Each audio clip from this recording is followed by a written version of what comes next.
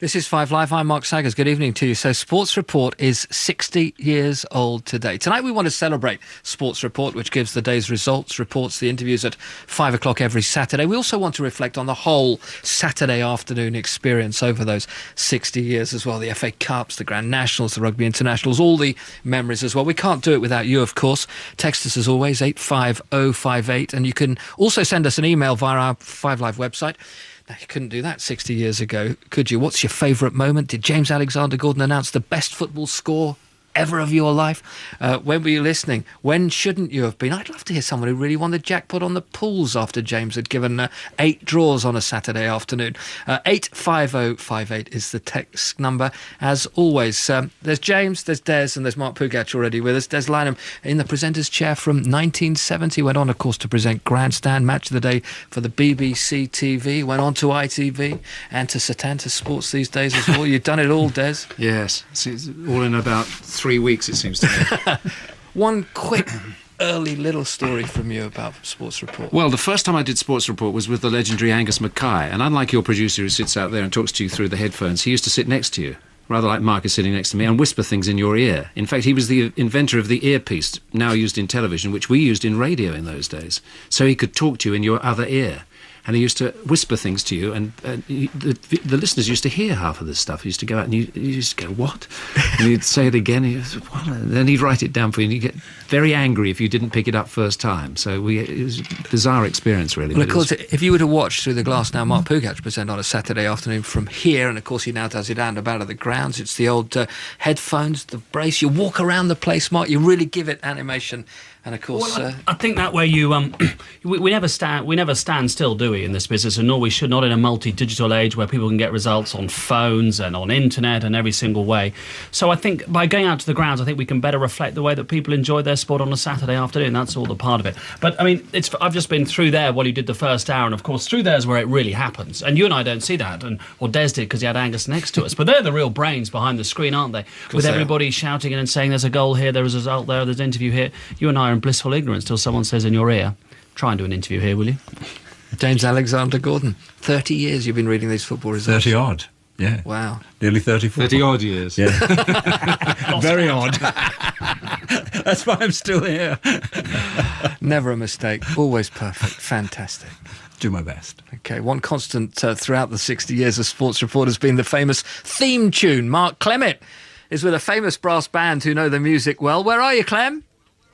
I'll tell you what, Mark, I'm knee-deep in cornets and euphoniums at the moment. What a treat we've got in store tonight. I'm in South Yorkshire, a couple of miles from Barnsley in the former mining village of Grimethorpe. And to be precise, I'm in the band room, the practice room of the Grimethorpe Colliery Band. Good evening, all.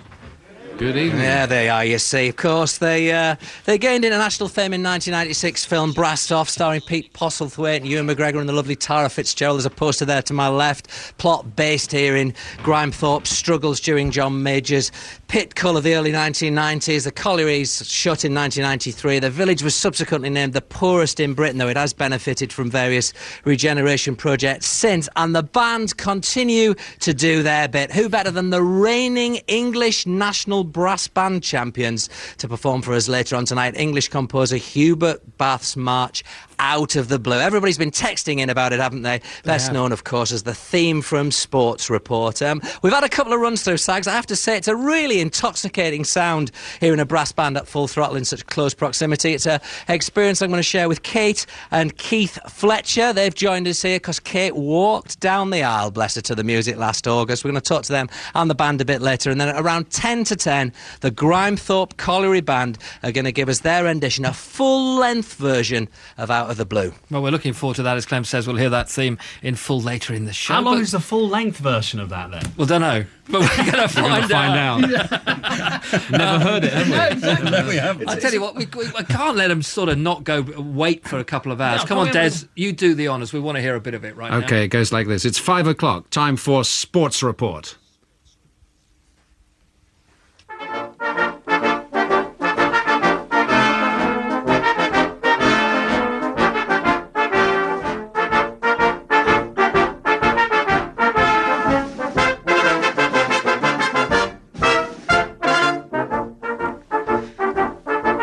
Hey, there it is. There's still that delay. It might be 2008. There's still a delay on Made me nervous all over again. I thought, where are they? They've disappeared. I tell you what we like to do with this show as well, guys, is that at any stage, I mean, don't be polite about it. If you suddenly think, hey, I want to say something to one of the guests or whatever, in you come, because that's what it's all Sure, about. of course. And one of the Saturday afternoon sporting treats has to be that day in Liverpool every April when words like Beecher's Brook, the Chair and the Melling Road become part of the conversation in just about every living room in the country. This will get your memories flowing for you.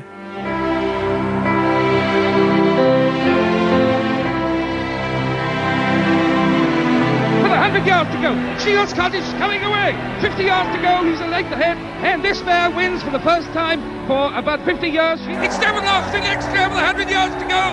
Devon Lark, oh, he's gone down! Devon Lark has gone down! Red Rum has 200 yards to run to make history. The excitement here is tremendous. Red Rum has done it for a third time. Red Rum, the toast of Aintree. The public around the course. Aintree is going. There's 200 yards to go. It's Aldeniti, but Spartan Missile is closing the gap. Can Bob Champion keep going? It's Aldeniti from Spartan Missile. They've got 25 yards to go. Aldeniti wins it for Bob Champion. Corbière by 2 lengths. Greasepaint is coming all the time. Corbière and Greasepaint. Corbière by a length. Corbière's going to hold on. Corbière wins from Greasepaint. A marvellous finish. They've got 100 yards to run. Jenny Pitman's going to win it again. Royal Athlete's going to win the Grand National. Royal Athlete is the winner. Royal Athlete, Garrison, Savannah, Corbière, you know, why have I had such 3 wonderful horses? I mean, if you have one of them, you know, you think you've been blessed, don't you? Go, says the starter. There you go. And it's another false start. It's another false start. They're going to be recalled. Well, words defy me. Here's Claire Balding with some betting on the National. I'll tell you what, Ian, I'm not going to give you betting news because the fire alarm is going off in the county stand at the moment. The police have advised us that 2 coded bomb warnings have been received, and they felt it was the most appropriate thing to do to evacuate the racecourse. Sorry to interrupt, but can we please move out? But we must move on because, as you can see, we are being evacuated.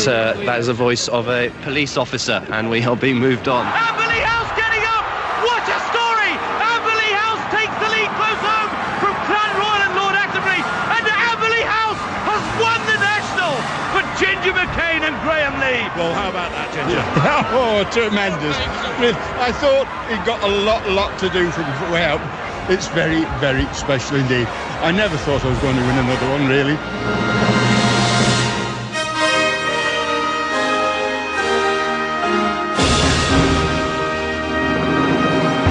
Essential part of Saturday afternoon sporting year. Some wonderful commentary moments there provided by Peter Bromley and more recently by John Hunt.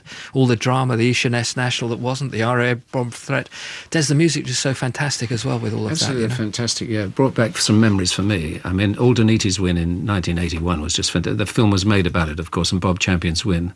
And the year before, I was doing the radio in those years, and Bob Champion was our guest in the studio at Aintree in 1980, the year before. And poor chap had just been suffering from cancer, you know, and he was down to about 7.5 stone and had that dreadful yellow pallor that really sick people have. And I was doing the show with, I think Derek Thompson was there for us as well. And we looked at him up and we said, well, he won't last till he won't be around for another few months. You know, I mean, the chap is dying before your very eyes. It was so sad, and yet he was talking away. And the next year, he rode the winner. Aldeniti. Sick horse it had been, hadn't it? Aldeniti had injuries and all sorts of things. And Bob Champion came back from death's door and won it the following year. No wonder they made a film about it. Great moment, that Fantastic. great story. Do you know what? You said all of that without Jenny Pitman interrupting you, Des. Is she here?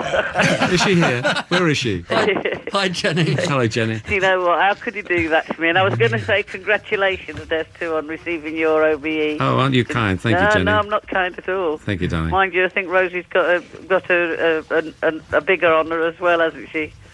She has? Don't you start. Jenny, you went through the ringer and the mill with the National. I mean, you just everything from the winners to the winner that wasn't to everything else, eh? My goodness, actually, I have to say, listening to the radio just now, my heart's not beating like it is doing at the moment for years. I'm not sure whether it's Des or listening to the reruns of the races. We used to build our programme around Jenny, you know. I know. When we started about 3 months before the show, this is for the television days and the radio days, I think, we used to sort of say, how are we going to do this? Well, we'll put down 10 minutes for Jenny there and another 10 minutes for Jenny there, and then we'll have a bit of racing as well, shall we? Hey, listen, we've got memories that money can't buy. Don't knock it. Yes, I know. Sometimes I just have to sit here now and look at the sitting here in the living room now. There's these pictures of Borough Hill Lad and Corbiere and Garrison Savannah. And sometimes when the weather's a bit gloomy like it is today, you can look at them and it fills you full of warmth, however cold it is outside. I mean, the memories of that day, but not just that day, of course, of the radio commentaries, of the likes of Peter Bromley. Oh, wonderful chap. Peter Sullivan and everything else, of course, too. Yes, I was very, very fortunate to have done the job I did and worked with the people that I work with, Mark, yourself, Des, Peter Bromley, Sir Peter O'Sullivan. They were people that, we talk about respect these days, they were people that you respected because they earned it. You respected them for the job they did, their professionalism, and the way they were always very fair, Sometimes they had difficult situations to deal with, and when you were being interviewed and you knew that a bouncer was going to come, but they didn't bait you into a trap. They didn't, some people you were interviewed by used to go, here kitty, kitty, here kitty, kitty, and you would begin to trust them. Then all of a sudden you'd get such a smack, you wonder what on earth was going on. But they were wonderful people to have been around at the time I was around, and I'm very glad they were there. I was straight and fair with them, and I always felt they were very fair to me, to be honest. Jenny, you were the star of the show for so many years, though. There isn't a star quite like you now, I tell you. I haven't heard of one. Let me tell you, the horses are the star of the show. We should never forget that. Well, that's true. They didn't do great interviews, though. Des, let me tell you, I loved you to bits, but the greatest romances I have had have always had 4 legs and long bushy tails. God, yeah, not only were there great moments with you with Corbiere and Royal Athlete, of course, that Des reminded me of when I was trying to say another horse's name. He actually bet me £1,000 I got it wrong, and I had it done. Jenny, I'd have lost money. But not only that, and Ishaness with the race that never won. I mean, that extraordinary occasion when everybody was evacuated as well. Sure. Mark, you know a lot about that, and we all left the racecourse that day. I had a bad feeling, actually, when we were travelling up on the Thursday. We'd had the scares on the motorways. It was a nightmare to get to Aintree, and we'd got runners through the week, so we were there Thursday and Friday, and you just had a feeling in your guts that something was going to happen at Aintree. But of course you've got a job to do, and you put it at the back of your mind and just get on with your job. And it was quite interesting because I'd got a few runners in the race, and I was in the saddling boxes tacking up with my husband, and usually there's a buzz around the place, and we were putting the tack on, and I was aware of the silence, that everything had gone quiet. And then the next thing, along came the policeman telling us that we'd got to leave the course, and you just thought, what on earth is going on here? And actually, we thought it was the animal rights people in the first instance. And the one thing I will say is that Aintree covered themselves in glory for that whole year. I mean, I've had my ups and downs with them, but let me tell you that was a very, very difficult situation to deal with. The horses were in the parade ring, an awful lot of them, and to get the crowds off the race course without there being a serious incident. I mean, a lot of the crowd, had to walk through the lines of horses where the horses were leaving the parade ring. The crowds were actually crossing where the horses were trying to get out of the parade ring. Then, of course, we got back down to the stable yard and we put the horses back in the boxes. None of us knew exactly what had gone on and what was going on. And we were told to leave the stable yard. Two policemen came in. I said, no way. I said, I'm not leaving my horses. And this chap with all his posh kit on said, well, I'm afraid you will. He said, otherwise you'll be arrested. Well, of course, Jenny, everybody had to leave that day. And what must it have been like as the presenter of sport as it was then and Sports Report to come? A big moment for Ian Payne, and wasn't perhaps going to happen in the way you quite thought, Ian? Hi, Mark. No, it wasn't. It was a bizarre day, as I'm sure everyone there remembers, particularly Des, who was doing the television version, obviously. I just remember three things about that day. One was when we'd all been evacuated, we were still able to broadcast as we left because we had a radio mic. And we crossed a field, I remember, and we ended up in this road. And a woman a Liverpudlian woman had already managed to set up a big barbecue where she was giving out for free roast chickens to everybody who was leaving. I don't know, it was just so generous. The other memory I have of that night is ending up in some bizarre hotel at 2 a.m. All the jockeys still in their silks, remember? It wasn't a bizarre hotel, it was the Adelphi. Adelphi. I think if it was Payne, it was a bizarre hotel. They were all in the sauna. It was a bizarre hotel. There were jockeys in their silks, and I remember two especially standing on a piano singing in a trio with Martine McCutcheon. It was one of the most bizarre. That was not a bad night, was it? It was a good night. Actually, it was an incredible night. The third thing I remember was when we were allowed back on the course, and we went into all the tents where everyone had been eating, and it was like that film 28 Days Later. You know, nothing had been touched, and there wasn't a soul there. There was still half-drunk champagne glasses with lipstick on it. You know, you name it, it was still there untouched. It was uncanny and weird. Payne, we've got a couple of other stories from you in just a moment. Mark Pougatch, of course, you're in the seat now at the Grand National, and you know you didn't have drama like that, but you've had sort of the drama that only great stories seem to come out of, which is something like the and National. I think, I mean, like you, if you grow up as a racing fan, I mean, I grew up in a mad racing family, and this is coincidence. This very morning, I was with a friend of mine, a trainer in Gloucestershire, who was trying to sell me a share of a Grand National horse about 8 hours ago. Don't buy it.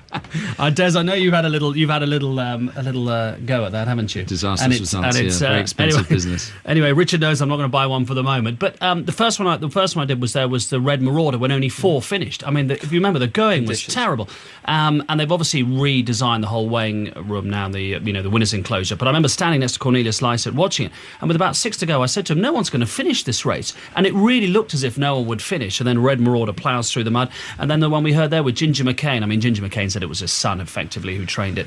But then Ginger McCain winning it, what was it, sort of 1977, Red Rum's last win, and then what was that, 3-4 years ago? Yeah. I mean, what a gap is that? And it just seems to throw it up, doesn't it, every year? Different story every year as And well. actually, most of the years I've done it, the Irish have won, so they've completely stormed the winners' enclosure, because they're normally about 45 owners. So the Irish have come in en masse and started the party early. Great memories. Jenny, thank you for being part of this look back at Sports Report as well. My pleasure. Happy New Year to you, Mark. That Red Marauder year, I think your son Mark Smarty was second that year. Yeah, he was actually, and I was. Oh, I did the most dreadful thing. I was in the commentary box with Peter Bromley, and you can remember the race. I mean, Red Marauder looked like tipping over. Both horses were exhausted. The conditions were appalling, and I'm afraid I abandoned ship.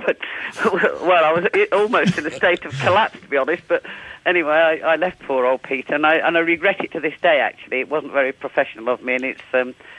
So there you were working for us. I left early, left Aintree early.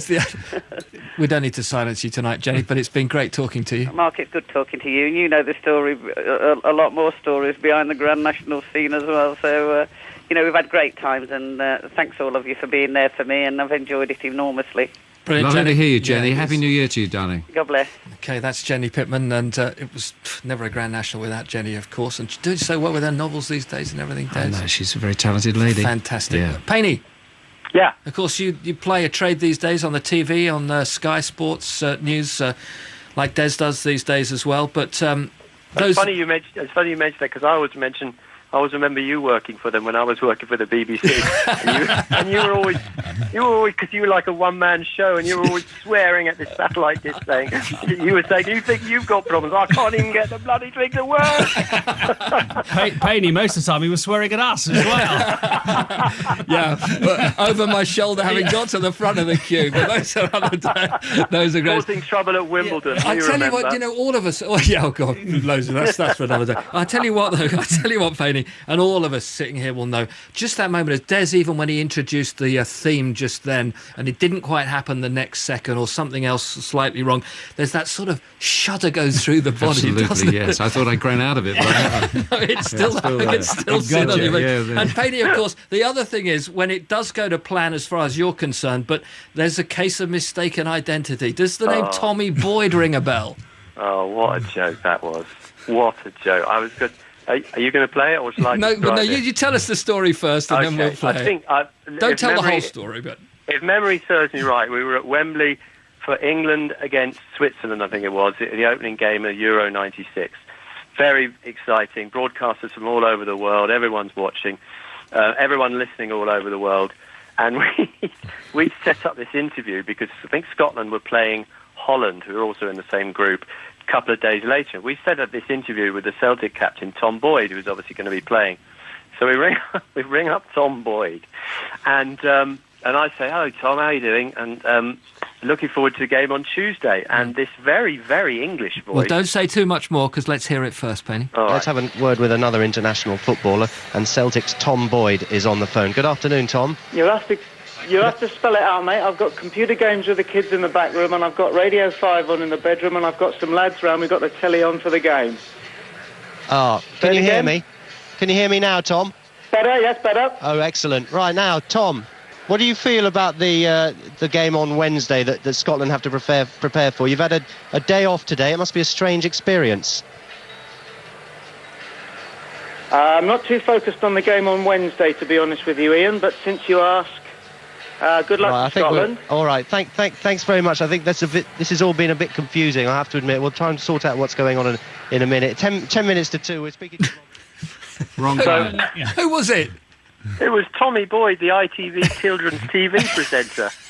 We obviously had a contacts book, and Tom Boyd and Tommy Boyd were both next to each other, and there was the blame game, went on well into the night, had just rung the wrong number, hadn't done enough research, asked enough questions, and on comes Tommy Boyd, the children's TV presenter. Why he thought we'd be interested in talking to him about Scotland against Holland on Wednesday, God only knows. Needed the work.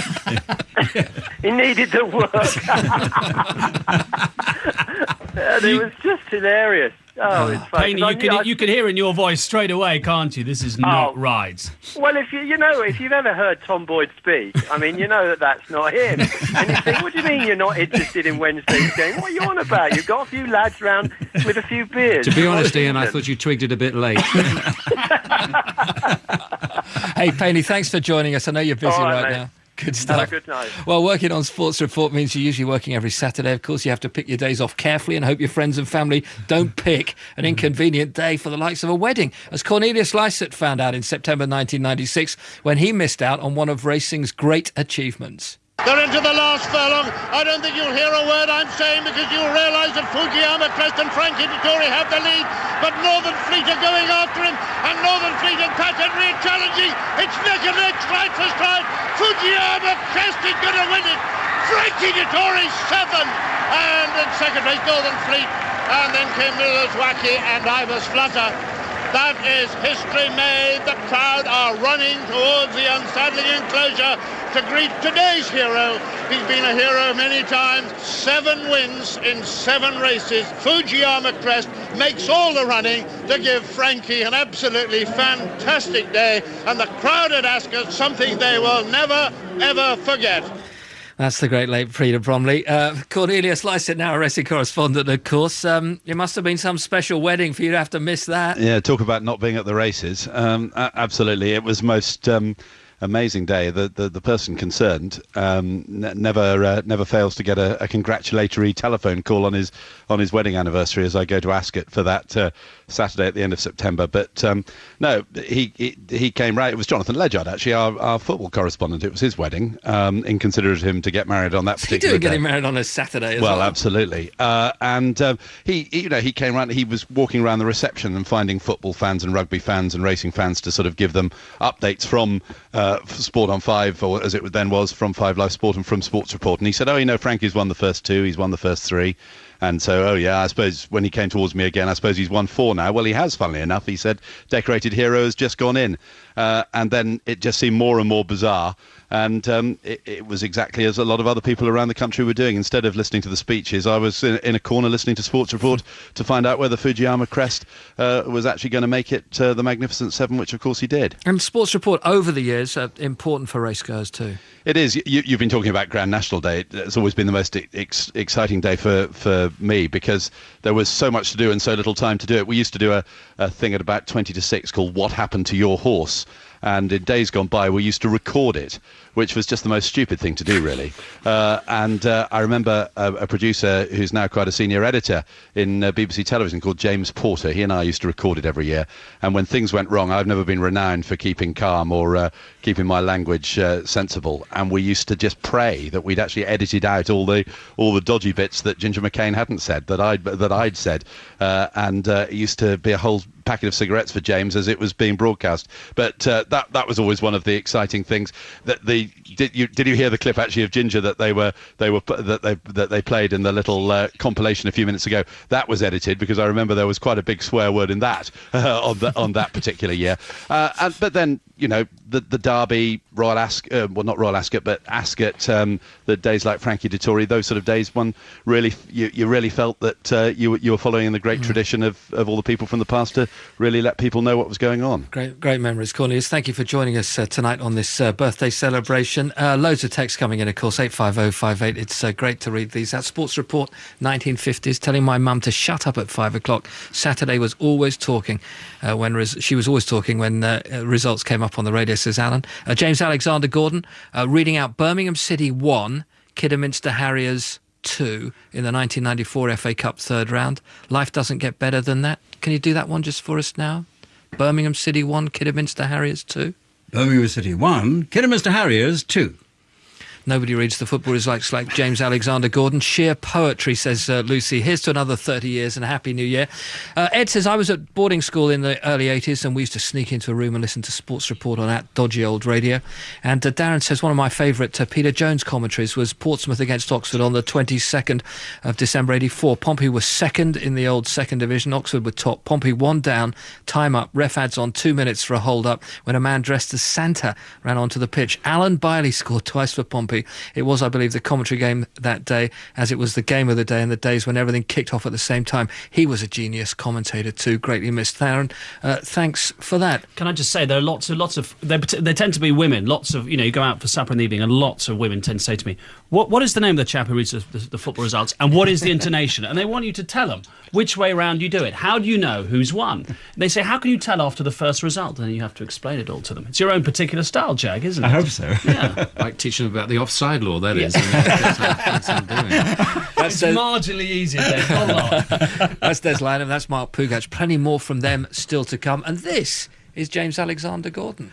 Still to come in the next half an hour, more of your memories of 60 years of Sports Report. You can send us a text message on 85058 or email us at bbc.co.uk/5live. Keep listening, because we'll be telling you who read the football results before I did. I wonder if they ever read out East 5-4, 4-5. On DAB Digital Radio, digital TV, downloads and online. This is 5 Live. Well, let's move on to talk about one of the great presenters of Sports Report. Eamonn Andrews presented Sports Report for 13 years in a period spanning the 50s and the early 60s. And for many years, he was also BBC Radio's boxing commentator. Now, anyone who knows me knows I must talk boxing, and anyone who knows boxing knows I must call on Ali, and Muhammad, that is. I will. But before Ali's star was even a twinkle in the sky, I travelled steerage, so to speak, to the west coast of America and persuaded my masters at BBC to broadcast Don Cockell, as the Americans called him, versus Rocky Marciano. My own first heavyweight championship of the world. And Marciano comes in again. Cockell looked at his corner and he didn't see that right hand coming. And Cockell staggers and the referee has stopped it. The referee stopped it. Marciano is the winner. He stopped that in favour of Marciano as Cockell swayed and looked at his corner. He didn't quite know where he was. Des, you remember listened to that as a boy with my dad. Got up in the middle of the night to listen to it. Yeah, I don't know how old I was. What year was that? That was Early 1955. 55, yeah. Well, I was, whenever I was. I was very young. And then, of course, you were very much part of the boxing scene. You became... I followed Eamonn in many ways, I suppose, didn't I? Because I became the presenter of Sports Report and the boxing commentator, so some years later. And you remember this guy's great fights who's joining us now, the former European, British, Commonwealth heavyweight boxing champion. Sir Henry Cooper joins us on 5 Live Sport tonight. Hello, Henry. Good evening. Henry, how are you? I'm very well, thanks. How are you? Very good indeed. We did a lot of commentaries together, Henry and I, of course, down the years. And Henry, you used to come into Sports Report, didn't you, before your fights? Yeah. Originally with Eamonn and then with Peter and then with myself. Yep. And your famous manager, Jim Wicks. That's it, dear old Jim. bless his heart. I think Jim and you used to see it as a sort of a lucky omen coming into Sports Report, because you both knew Angus very well in those days. Well, as I say, Angus, he used to invite us on every Saturday, and that was my lucky omen. You know, if he invited us there, I usually went on the Tuesday night and won the fight. It's interesting he talks, Des and Henry, you talk about a Tuesday night fight, of course, in those days, the big fights all over the place then, because there was different times, and these days it's sort of concentrated. Well, what used to actually happen, I think, is that we used to do the radio live, and then they televised it the following night. It was always recorded television. That's right, Henry, isn't it? Wednesday or something like that, yeah. Your big thoughts as well, Henry, not only as the man in the ring, but the commentator too, and alongside the likes of Des. What are the great fights that you two remember then? You first, Henry? Sorry? What were the best fights we did together, Henry, ringside? What were the ones that stood out in you? That Minter one was... Many, and I can't remember, to be honest. I'm the world's worst, for remembering fights. Well, I'll tell you one... I mean, we did all the top boys, and it was great, Yeah. I'll tell you one you'll remember, Henry. Hagler against Alan Minter. Yeah. Do you remember that one? Oh, yeah. When they all thought like Hagler had nutted Minter and cut his eye, which he hadn't. He did him with a punch, and it had opened up. But they started slinging things that night, and I remember we were all. Well, I remember you like a little apron on them rings where they had the telephone, and we were trying to get our heads under that because we didn't want. They were slinging all those small bottles of beer. They were all coming in at the ring at the time, so. I remember you got down a bit quicker than me, Henry, to tell you the truth. I think we had. And you didn't argue with him, Des, did you? I think you got cut enough in your career, hadn't you? Yeah, I got it cut enough. I didn't want to have a nice gash on the back of my head. That would have been unusual. Henry, it's great to hear you, and thank you for joining us for a special part of this Sports Report anniversary tonight. Well, it's been my pleasure, and I wish everyone Happy New Year, and may things all go good for you. Yep, thank you. Thank you, Henry. Well. All the best. Where were you when you were ducking under the apron then? Where was that? Oh, Wembley. It was Wembley, was it? Wembley Arena, yeah. Yes, it was, yeah. Because they got very upset. Minter got cut, as Henry said, and a lot of his fans misbehaved and threw the bottles into the ring. And I don't think the fight was ever televised, was it? The following night, I think. No, I think you're probably right. Because of that, I think, yeah. But it was, it was a big radio night for us. You're talking, Des, about the creator and very first producer of Sports Report, Angus Mccoy, yes, who went on to work with the programme for 24 years. Let's speak to his daughter, Sheena Mackay, as well. Hi, Sheena. Hello.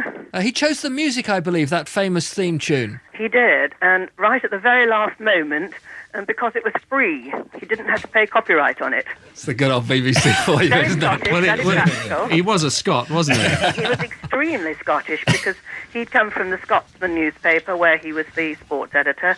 He'd come down to join the newsroom in 1936. And asking me to remember the beginning of Sports Report, I have to tell you I was only 6 years old.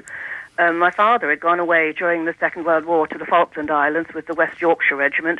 They didn't bring them back until 1946. So he was only back for a couple of years before he started up Sports Report. And I really think that the Army had a lot to do with the way he ran the programme. Des might agree to that.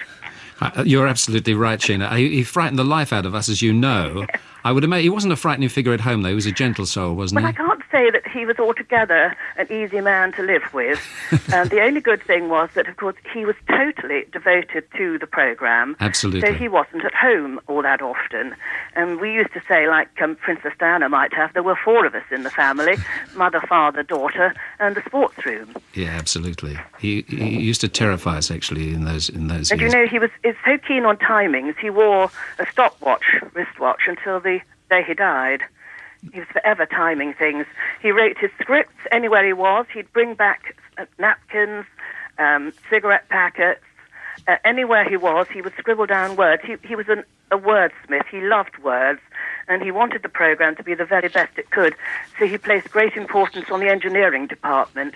As you said, fights taking place on the west coast of America, we used to get telephone calls in the middle of the night, all hours of the day and night, really, and it might be Uncle Eamonn at the other end saying, you know, could I speak to the Lord Mayor of London? Because they had this gimmick, they had little nicknames for each other. My father was the Lord Mayor of London, and Eamonn was the Mayor of New York. But you always recognised Eamonn's voice whenever it came on, and the technology wasn't there as it is today. But even today, satellite technology, you hear the dropouts, and you don't get the feeds when you want them, so it's never easy. But I do think that Angus particularly worked extremely hard with the BBC engineers to get the programme. As you say, he developed the earpiece. He also brought into the sports room a 10-line switchboard so that everybody could speak to each other and swap calls instead of having individual phones on their desks. So he was always trying to push the bounds of technology when he could. And he'd be mighty proud that Sports Report's reached its 60th birthday? Oh, absolutely. And he'd like to be in there, you know, doing it. When he retired, he went practically deaf because he was no longer with a phone or an earpiece in his ear, and so his ear collapsed. Really? He was a very great man, Sheena. I was very honoured to have known him. I owe my professional life to him, in actual fact. Well, that's right. And you wrote in his retirement book in 1972, of the 984 sports reports played, 984 were winners. There were no defeats and no draws. And now, with plenty of time to review the last 35 years, here's Angus Mccoy. Do you remember writing that? Great Vaguely, stuff. yes. That's lovely. Sheena, thank you for joining us You're tonight. very welcome. And here's to the next 60. OK, that's great stuff luck. too. Good luck I think to it's you really as well. interesting to hear that the original man behind it was a real innovator, because I think for those of us who came along a little bit later, Des, and you know, I've read before, you said he had, when he was sitting next to you, he had that stopwatch in his hand. Absolutely, and he sometimes was if a guy came in regimented. to do a minute's piece, he would have his own stopwatch in front of him, and Angus would change the timing. He'd say, "You've got," you're looking, you go, "Oh, you need another 30 seconds out of it," and he'd take away his stopwatch and put his there. So the guy had to fill out or reduce his script or whatever. It was extraordinary. I mean, everybody, we talk at the moment, don't we, about, you know, looking back, but at the time it was going out was cutting-edge broadcasting. Of course. It was, absolutely, yes. There's no question about it. As it still is, Mark, these Well, I days, think because it's you move interesting. on now Yeah. with 5 Live and the differences that you have to bring to the show. I just think it's really interesting that everybody assumes that, you know, once upon a time when it started, it was very regimented and it was quite staid or whatever. But you know, Des, and Sheena's just said what an innovator he was. And that's, I think, what we're trying to do all the time. I know when I first started, quite often a sports report script was written on a Friday afternoon, wasn't it? You'd have 3 different copies. Arsenal v Manchester United. Arsenal won in the first copy. The second copy was 1-1. The third copy, Manchester United won. The home, Now, you know, away, and the draw script. Yeah. Angus used to do that, Yeah. absolutely. Can I tell you one little story? We've got time for one Yeah, little of course story I about have. Angus? This is how professional he was and how focused he was on the programmes at the time. I think this was my first year as presenter of the show. He and I were doing the script one Saturday morning, and at the time, J.L. Manning, famous legendary writer of the time, Fleet Street writer, used to come in every Saturday and do a think piece. J.L. Manning, Jim Manning. And Angus and I were doing the script one morning, and he wouldn't take phone calls very much while we were doing this, but he took this phone call because they said, it's Amy Manning. It's Jim Manning's wife is on the phone. And I only heard it from Angus's point of view, you see. And he said, hello, what is it? And I heard him say, oh, my God, when did it happen? A coronary. At what time? 2 o'clock? 2 o'clock in the morning. Where is Jim? In intensive care. Right, well, we love him, you know, and we give him all our love, and we hope he'll recover, and we'll be in touch with you soon. He put the phone down. He turned to his assistant, Bob Burrows, who's listening tonight, I know, and he said, Bob, we got a problem. Manning's effing let us down. And that's as true as I sit here. That's as true as I sit here. But of course, I mean, he was a gentleman, really. And the first one to the hospital after the show was Angus. He had a great heart. He was a wonderful, magical man. But he was so preoccupied with his show, he got very professional there for a few seconds, you know. Sweet moment of one of the many memories of Des Lynam, of course, over these 60 years of Sports Report. And I can't believe that James Alexander Gordon hasn't always read those classifieds. You may be surprised to hear who had that role in 1973. But first, as usual, our unrivalled coverage of the day's football up and down the country, beginning with the classified results from Simon Bates. League Division 1, Arsenal 3, Manchester United 1. Coventry City 3, Leicester City 2. Crystal Palace against Birmingham City postponed. Derby County 1, Norwich City 0. Everton 2, Stoke City 0. Ipswich Town 1, Newcastle United 0. OK, we put in the out-tune bit these days, but it was the Simon Bates, and he started it all off, James, but you came in and... Well, he didn't really start it, if I can interrupt. No, John Webster was the guy who did it for many, many years in Eamon's time. John was the daddy, wasn't John was the daddy of them all, and then Simon came in for a year or so, and then... That's right, and then other announcers had a go at it. Yes. They tried every announcer on Radio 2 at the time had a go. And then you mastered it. And then I got it. Did you, I mean, you had to audition for it, James? No, it came around one day. Jimmy Kingsbury, who was the head of presentation, who did the results as well as we. He did, yes. No, and he was the one who said the famous line before he read them when I was on holiday. And now, my children, may your felt tips never run dry, and read the results, which Mr. Burroughs didn't like. He wouldn't have liked it, Bob. Where did your unique style come from, though? Well, what happened was that Jimmy came in to me one Saturday. This was very much like the BBC was then. And he was very old chappish, and he said, nip over to sport. He said, and read the classifieds. And I thought, oh, well, that's interesting. Well, I'd never read them before, so I went in. There was a chap called Godfrey Dixie, was the producer then. And I said, oh, can you give me some of those sheets? Can I see what it's going to look like? So I could get an idea of it. So the programme's going on, and Godfrey's coming in and scribbling the results in. And I'm looking at this thing, and I thought, well, I'm in the communications business. I should try and make it more interesting. Will I get away with it, or whatever? And so I looked at it, and the first game, it was Arsenal versus Manchester United. I'll always remember that. And I thought, I wonder if I could do that bit differently to what everybody else had done. So I looked at Arsenal and I thought, they've lost. I'm very sorry for them. Manchester United have won. I'm delighted for them.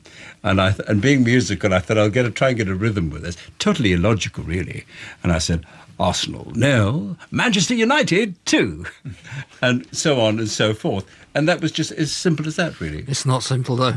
Have you ever tried doing it the wrong way round? Or you get the inflection the other way round? I tried to do that for Eric Morecambe on the Eric Morecambe radio show, Morecambe and Wise radio show. I was the announcer on that. And I was still doing the sport. It's very difficult to get it wrong, actually. Yeah. And Eric used to say, oh, and they did a script for me once. Well, I couldn't do it. Go on, have a go then. So Arsenal 1, Manchester United 2 as the result. Well, my brain, I didn't think I'd do it. I mean, I couldn't do it, really. You might get it wrong on Saturday. I might get it wrong on Saturday, exactly. And there's always a first time, isn't there? Did you ever have to do the East 5-4-4-5? No, never. Never happened? No, I don't think it ever happened, to be honest with you. I think we would have... remember it. I don't remember it. I don't remember it at all. Did you have James in the studio with you in a rhythm? Because I can go a whole season without seeing James. Yeah, because he's in the upstairs. studio in those days, didn't you? We used to come in the studio. Yeah. You did come in the studio. Yes. That's right. Which is quite nice. Yeah, I mean, I know you're still with us, James, obviously, but I mean, I can go an entire season without seeing you. We used to see the cut of his jib in those days. And being the mercenary man I am, when the pools, as of course, which was the big thing in those days, I mean, that was the big thing as well Before the lottery. else. Before the lottery. Did anybody ever send you a few bob if they got the jackpot on? No, but I presented a couple of cheques for the pool's winner. And it was lovely. The pool's guy phoned up and said, would you present the cheque to Mrs. Wallace, because she would very much like to receive it from the man that read the results, because there wasn't much on telly with the results then either. And I went to the Grosvenor House, and there was there's like Chas and Dave music coming down the corridors and smells of bangers and mash. And as I got there, the PR guy said, James, this is Millie. And I said, hello, Millie, lovely to meet you. And she said, I'm disappointed with you. And I said, oh, I'm sorry about that. She said, no, she said, I thought you would have been 6'4" and bald. And didn't speak. People do get image of you on the radio. I mean, you've done television, and you've done television as well, so people know what you look like. Right. When I first went to television, somebody wrote into me and he said, I've got you completely wrong, he said. I've always thought you were small, fat and bald. Yeah, I got it the right way around, of course. Yeah. Actually, you can see, having mentioned that, Des, James Alexander Gordon with our special video interview on the 5 Live website. Do give it an opportunity as well, bbc.co.uk/5live. Well, we'll move on now. Saturday afternoons haven't just been about the goals, the penalties, the tries and the post-match interviews and the smiles. Sporting events have brought with them some pretty heartbreaking days that no one will forget. On January the 2nd, 1971, 66 fans were crushed to death at Ibrox after a Rangers-Celtic game when a barrier collapsed. On May the 11th, 1985, 56 supporters lost their lives at Valley Parade. They'd gone for a celebration to see Bradford City crowned as champions of Division 3. A fire in the main stand gave British football another one of its darkest days. And then there was April the 15th, 1989.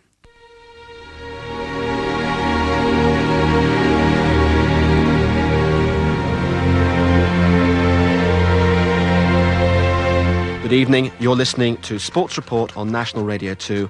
My name's John Inverdale, and this is a tragic day for sport.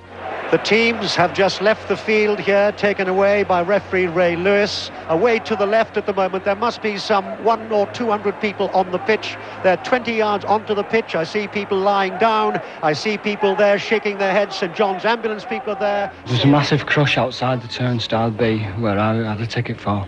It was just bedlam outside. Just people on top of each other, really. The people were in the air, in the crowd. And what happened inside once you got inside the ground? Because the squash... We entered the ground horrendous. through the tunnel right behind the goal. There was just a massive crush once we got in there. And then it was gradually pushed and pushed, the crush getting worse towards the front. Then there was somebody down on the floor. There was one person down on the floor. People were screaming there was somebody down on the floor. The crush didn't stop. They were screaming for them to rip the fence down or do something. But it just seemed like forever, nothing seemed to be happening. On a day when the news from Hillsborough has struck a very sad echo in Glasgow, which of course endured a terribly similar disaster 18 years ago, an event which we hoped and believed and were indeed told then could never happen again. The gymnasium here at Hillsborough is being used as a mortuary for the dead. And at this moment, stewards, just as they did at the Heysel Stadium, have got cartons and little paper bags, and they're gathering up the personal belongings of the spectators, some of whom died, and there are red and white scarves of Liverpool, and red and white bobble hats of Liverpool, and red and white rosettes of Liverpool, and nothing else out there on the enclosure where all the deaths occurred. And the sun shines now.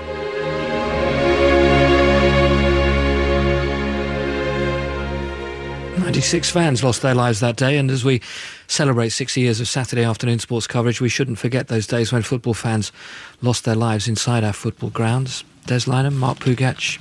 Des, you were there, of course. I was there on that day too. I would just say that listening to Peter Jones's broadcast there sends a shiver up my spine. I mean, he was a master. If you want to be a broadcaster, you're listening tonight, listen to that man broadcasting there. I mean, that was masterly broadcasting, no question about it. But I was there on the day as well at Hillsborough. I'd been up there I was with Jimmy Hill, actually, because we were doing Match of the Day for television.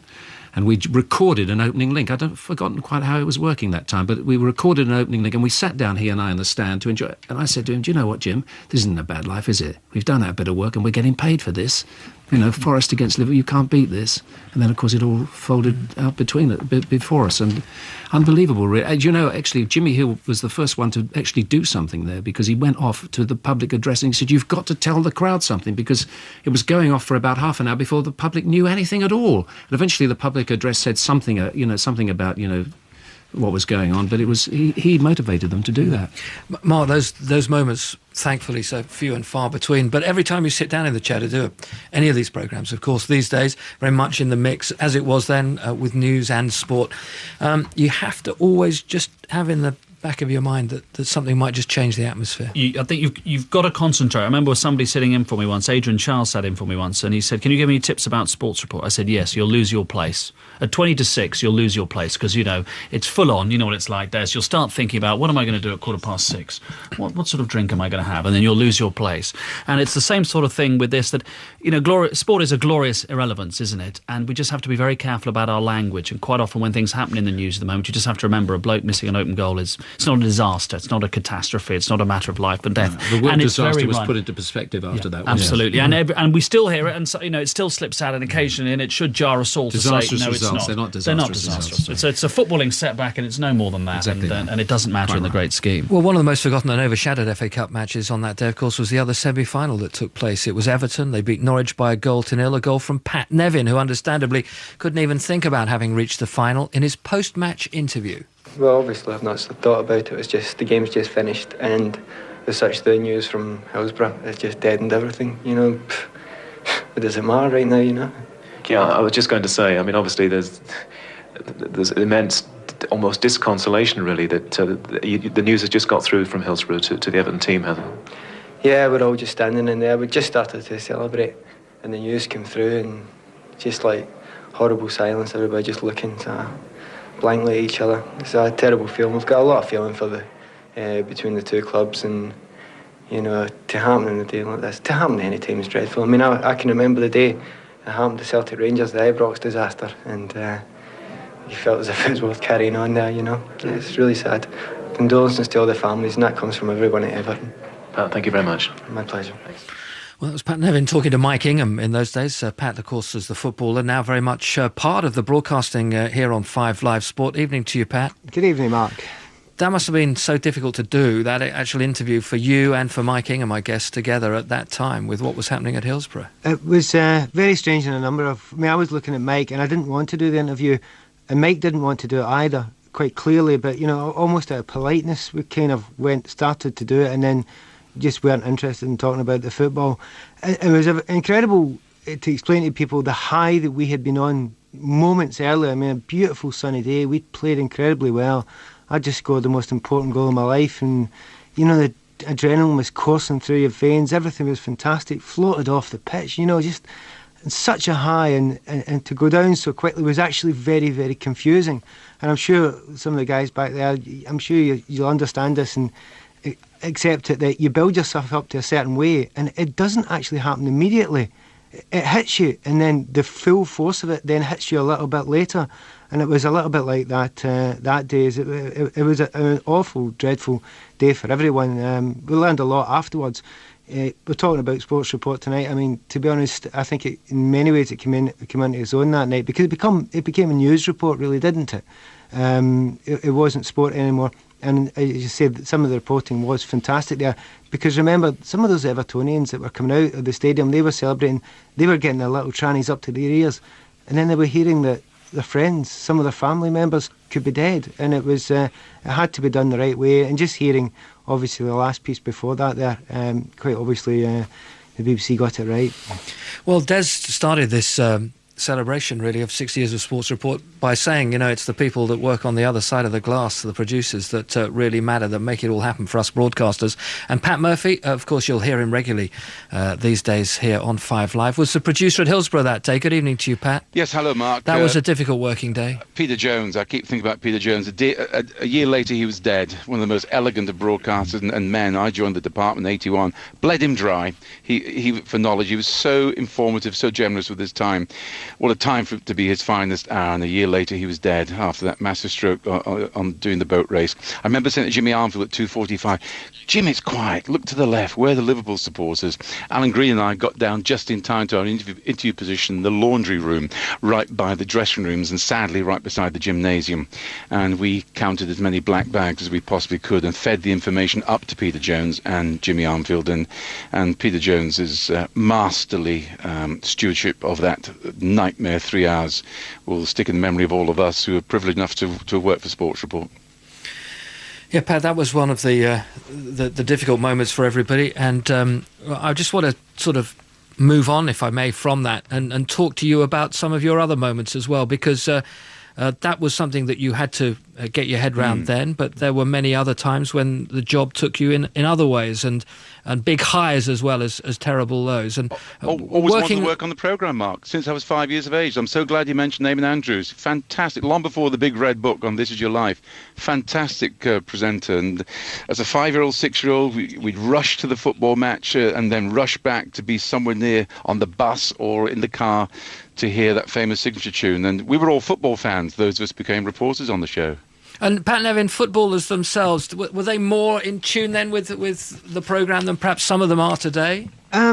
Strangely, I was thinking about this on the way to the studio, and probably not, because all the games, as you remember, were generally all played at 3 o'clock on a Saturday afternoon. By the time you got your shower, got off, got onto the bus, more often than not, it was probably finished. And even before that, as you were building up as a footballer, you were playing most Saturday afternoons. So the times you got it, strangely, were very few and far between. I think most of us, like some of your other contributors earlier on tonight, were saying, we remember it as kids. And that's why it's important to us. So it's strange we didn't hear it, and there weren't that many playbacks. You didn't have podcasts in those days, obviously. Mark, it's a lot more difficult, I think, now in terms of getting your quarry, getting your nominated interviewee. It's often say about 5:30 before you get lucky, because you have 24/7 news agenda, so many TV outlets. We have gone down the pecking order. Far too many players, foreign players, managers, they're indifferent to the programme. They don't understand the ethos of it. I think a lot of them would rather model settle the baseball cap back to front style for the TV cameras and talk to steam radio. But we used to get some very amusing put-downs. The most elegant put-down I can never remember, i.e. I don't want to be on your programme, but thanks anyway, came from Martin Buchan, the highly intelligent Manchester United captain in the 70s and the early 80s. I said to Martin, "Have a quick word," without breaking stride. He said, "Yes, velocity." And off he went. And then in the last couple we still joke about it when I see Martin. He works for the PFA. Pat Nevin obviously would know Martin very well. Very dry cove. I have to say, God's struck and stolen that line. Well, surprisingly. Do you know, Pat, I checked that one out with Martin Buchan about a year ago, and he said, "No, it's copyright me, I promise you." And Martin's not the one to tell you porkies. Quick word, velocity. A recent Premier League team actually mastered the art of not talking to us. They all came out with mobile phones to their ears. They used to do it every home game, purportedly speaking to the mobile phones, none of which were switched on, no chance of eye contact. We didn't used to have the commissionaire with the white gloves saying, "Step this way, BBC Radio," but it was easy for us in Desmond's palmy days, that's for sure. I think the managers always did it, Pat, didn't they? The managers always turned up. There was a very lot of faithfully. respect, Des, for Sports Report. I remember listening to you doing Brian Clough in the 70s. I spent 5 years trying to get him on, finally got him on in 1986, longest 8 minutes of my life, and I'm sure you appreciate 8 minutes. I'm still wincing about the one I did with him. Yes. He said to me at the end, actually, he said, I was going to Australia to do a test series, and I got cocky. I said, "Well, Brian, so good to have you on, first time for 5 years." He said, "You come back from Australia a little bit more talented than you are today." I do remember Graham Taylor, very touched by this, 1988, third round of the FA Cup. Graham was manager of Aston Villa at the time, in the old second division. And when I said we'd love to have him on, dear old Peter Jones was presenting it in the dinner jacket, his dinner jacket in 1988, and Graham said, "When am I on?" I said, "It'll be fairly soon, Graham. Just give me a minute. I need to ring my dad to tell him I'm going to be on." His dad, Tom Taylor, former football reporter over in Lincolnshire.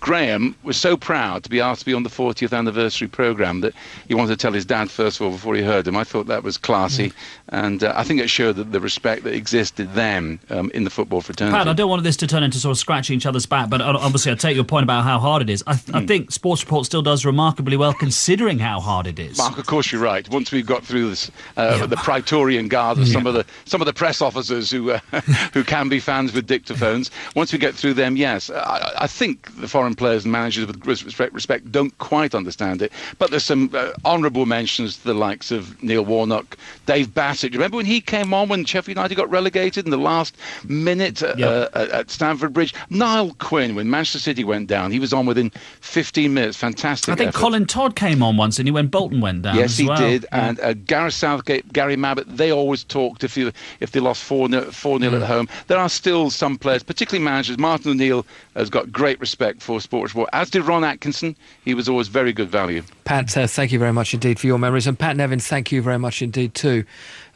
Sports Report was my signature tune as I was born at 5:02 on Saturday 9th of May 1953, says Richard, the wireless playing in another room in our house that day. Sports Report will always evoke memories of sitting in the back of my parents' car in the car park at Old Trafford, drinking milky coffee from a tartan flask, listening to Bill Bothwell describe how George Best crossed the ball, minus his boot for Dennis Law to score with a bicycle kick. Happy, happy days, says Duncan. Fond memories in the Pacific, Atlantic or South China Sea for me. We were always gathered by the radio room. Thank you, says Ollie, ex-Royal Navy. I learnt to read by taking down the football results from my grandfather in 1948 when I was just 4, says Ian Newborough. And could you spare a few seconds to pay tribute to all the OB engineers and studio engineers who kept you on air, especially two late greats, Dick Elston and Tony Earnshaw. Yes, I worked with them both. They're great guys. Yes, they were. Tony Earnshaw, when I started doing Sports Report, Tony Earnshaw was just through there, and he was fantastic. Always on the fags and telling you what to do. Good stuff. I was sent to Edinburgh School from Yorkshire in 1964. Sports Report was my lifeline on my transistor radio. My dad took me to Huddersfield Town in 61, and my son's come too. Thanks for the memories, says Neil as well. You're listening to Mark Pougatch, you're listening to Des Lynam and James Alexander Gordon. After the news, we'll be joined by the first female presenter of Sports Report, Eleanor Oldroyd. We'll hear all about one of the great commentators and presenters, Peter Jones. Jimmy Armfield will also be on the programme before 9:30. And we'll be looking back at how BBC Radio has covered the FA Cup over the last 60 years. Before that, I've got a late result to give you. 4 for 4 is 5-5. On DAB digital radio, digital TV, downloads and online. This is 5 Live. Eleanor Oldroyd is here with us now. We'll be speaking to her in just a moment or so. Let's go back to Mark Clemmit, though, in Grimethorpe. First of all, hi, Clem. Hello to you, Sags. Yeah, back to the practice room of the Grimethorpe Colliery Band, festooned as it is with photographs of all the different generations going back to 1917 who've played with the band, and reminders of their time with Brastoff, the film, a decade ago. We're here because just before 10 o'clock, the band are going to give us their rendition of the Sports Report theme out of the blue. I tell you what, let's have another quick blast, fellas, shall we?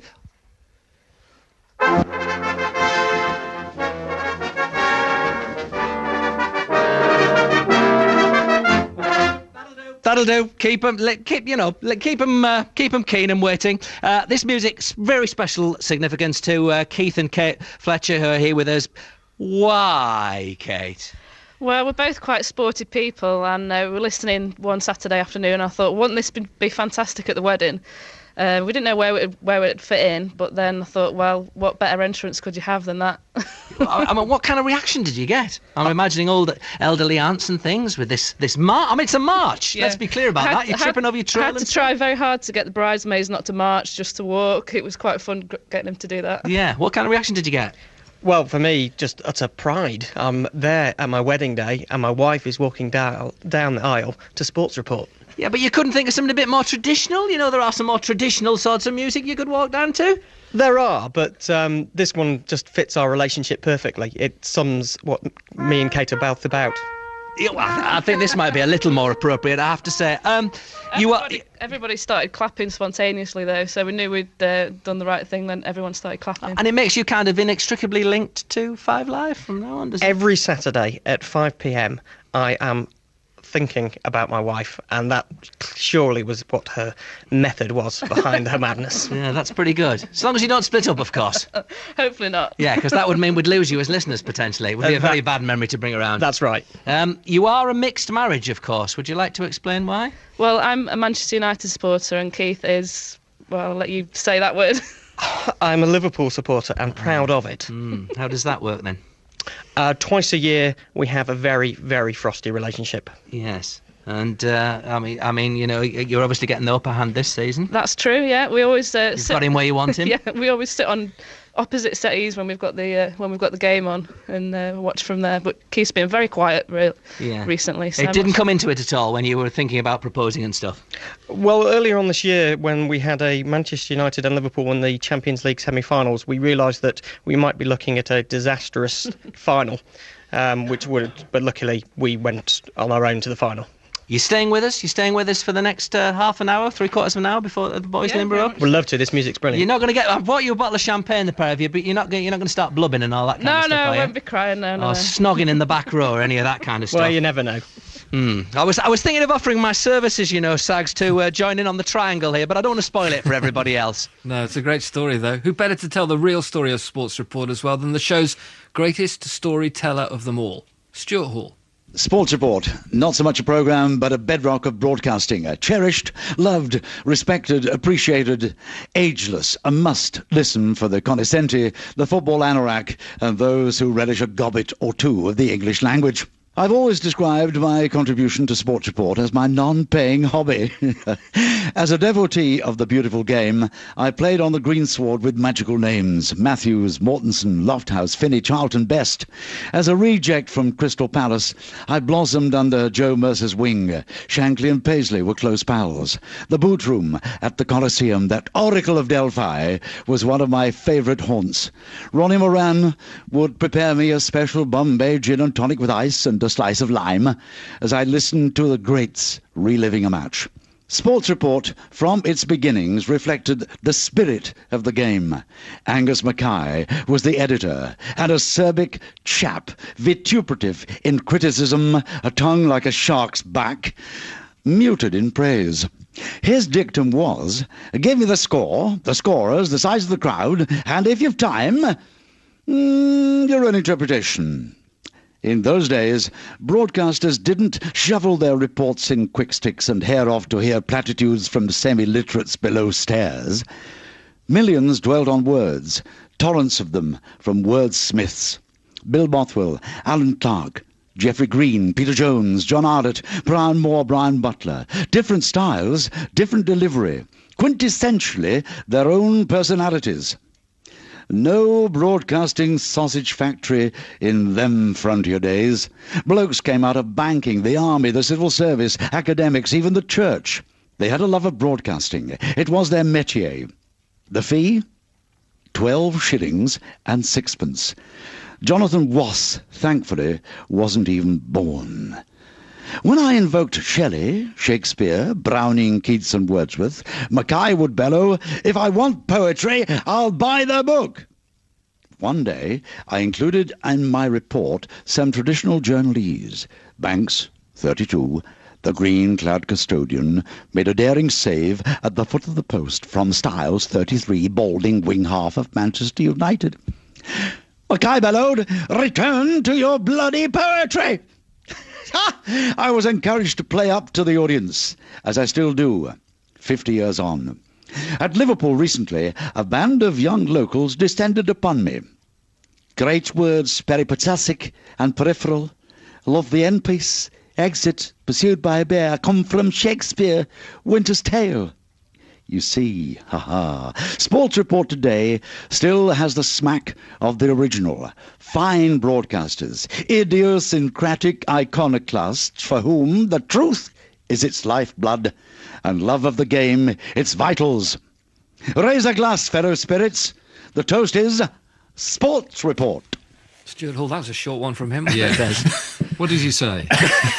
What was the score? What was he on about? Des Lynam and Mark Pougatch both, of course, worked many times with Stuart over the years. You could never follow him. You could never. You just kept quiet, didn't you, Mark, for a few. I think and the train moved on. Leave a pause, let it sink in for people, and move on. And of course, there's Des, a little cough occasionally. Just a little cough and move on. And of course, Des, now that we have text, last week we had one of those, and someone sent in a text about a minute later, went thoroughly entertaining. What was the score and who scored?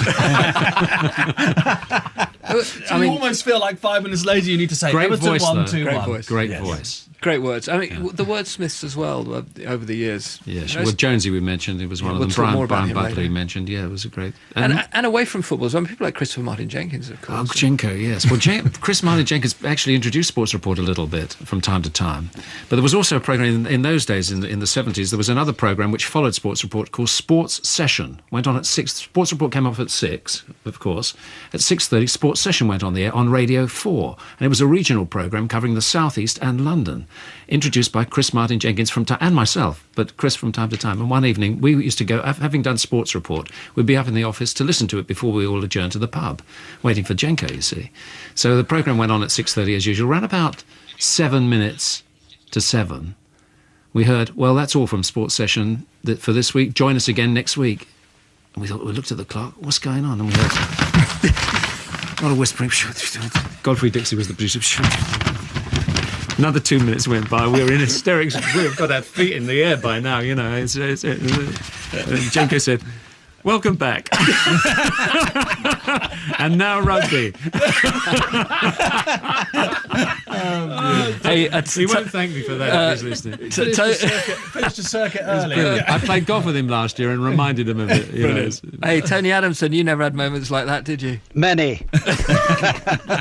Many moments like that. I can remember presenting the programme from Wembley once at the League Cup final, and I was down on the pitch live. And I asked a very attractive drum major of an American pipe band that was entertaining. She was carrying one of those large batons, and I asked her if she ever dropped them. And she failed to come up with an answer. Saturday afternoon team in action between 3 and 5 o'clock. It still happens when radio still rules the way. No live games on TV, of course. And Mike Dean gets the match underway. This Barclays Premier League game around all our featured grounds, starting at Stamford Bridge. Chelsea have taken the lead. Newcastle cannot believe it. It's Morecambe 0, Peterborough 1, and a goal at Tottenham. David Oates. A goal for Tottenham. Pat Murphy, goal at St Andrews. Gone to Fulham. Stuart Hall, come in from the JJB. Coming in, Braveheart, yes, here I am. You are joking. David Oates. Spurs 3, Reading 4. The goal in League One, Sohail Sahi. It's gone to the home side, join it. Swansea City 1, Leeds 0. Preston 1, Cardiff 2. Noble with this corner then. West Ham striving for an equaliser. Very it goes into the net. West Ham have got it. On another goal at White Hart Lane, David Oates. I told you I wasn't finished. Spurs 6. Final whistle goes at Upton Park. West Ham win a third consecutive game against Manchester United. And that's the way it is from 12 o'clock these days with Mark Pougatch in the chair. Of course, Mark, just a last thought from you in a moment or so. Before that, though, we have the generator user content, as we call it these days, Des. You know, we have the listeners come on themselves. Must be terribly useful. And a couple of them, I mean, loads of you have been getting in touch all night via the website and on the text with your memories of Sports Report on its 60th anniversary. Chris Watkin from Marple in Cheshire, hi. How are you doing? Yeah, a festive pantomime memory from you. Yeah, Christmas early 90s, the now demolished Davenport Theatre in Stockport. It was Jack and the Beanstalk sitting in circle with my wife and son, with Max Boyce, the oldest Jack in his tights, and Ian Botham. That afternoon it was Chelsea and Man United, which I could not miss, being beloved Chelsea, so I took my radio and my headphones and had to, from 3 o'clock when the panto started, was listening sort of throughout. Anyway, nice quiet bit when it, big emotive scene with Max Boyce. Chelsea scored 1-0. I went, yes!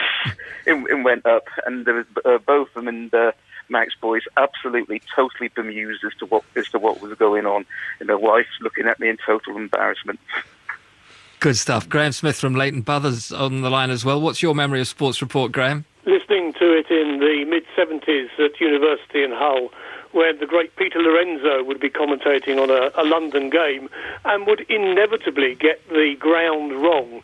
You could hear him saying, here I am at Craven Cottage watching Spurs v Liverpool, or here I am at White Hart Lane watching Fulham versus Manchester United. And every time he got it wrong, inevitably every Saturday, I'd bang on the wall, and my mate in the next room would bang on the wall as well. Every Saturday, Lorenzo, great summariser, great speaker, but always got his grounds and his teams wrong. You got a question for the Sports Report presenters too? Well, I've always wondered what the presenter does when he's faced with two emotional or conflicting moments, a simultaneous penalty at two games, or some piece of sporting excitement. How on earth do you decide which one you're going to go to? And then how do you cover up for the fact that you've missed the other one? Well, we use tape. Record one of them, I should think, and play it in later. And the great thing is you didn't have to make the decision either, Des. No. Let the producer make the decision, then when they get it wrong, say you'd have done the other thing. Just a word, Des, about Lucky Lorenzo, as he was. Yes, I mean, he sort of. I think only there for about a year or so when he was a newspaper man, wasn't he? Sunday Pictorial, not Sunday. What am I talking about? The Sunday People, I think. Sunday Pictorial. I'm living in the past. And then he joined radio, but he was a character, wasn't he? And his son, of course, now works for Matt. Sky. Matt, top stuff as well. Mark, you're back, of course, this weekend on one of the great weekends. It's one of the best weekends of all, isn't it? I mean, I was at a game on New Year's Day because Mark, you were in the chair, and I was at the Emirates, Arsenal West Ham, and as I walked out, I saw someone was listening to his radio, and as I walked past, I said to my son, he's probably listening to Sports Report, and that's, to be part of that 60 years on is really special. I mean, a little boy who listened to Sports Report while his dad cleaned his shoes, and I used to sit on the laundry basket, in his bathroom while he ran his bath, and and I said it on the blog that Ellie and I did. Every time I say it's 5 o'clock, I hear, water gurgling through our old rickety house and think, it's better than working for a living. Yeah, it certainly is, Eleanor Oldroyd. Good evening to you. Good evening, Mark. And of course, for you, that's it. I mean, a totally different experience for you to sit down in that seat as the first girl. Well, it is and it isn't in some ways, because for me, the sense of nervousness as you come up to 5 o'clock and just actually listening to that little montage that we just heard of last Saturday, which I was listening to, actually, my mother-in-law's doing a bit of prep for Sunday's programme. And it's just a roller coaster, and you listen to the excitement, and you get to 5 o'clock, and you think, goodness me, we've had all this excitement, and then suddenly you realise, actually, it's really just starting now. For a full-length sports report, straight into it, the headlines. It's another programme altogether, isn't it? It absolutely is. And hopefully by that stage, sitting in this studio, we've got a bank of TV screens just behind us. You're trying to watch 5 different matches at the same time, and you know that you might get called upon to interview any particular manager from any particular game.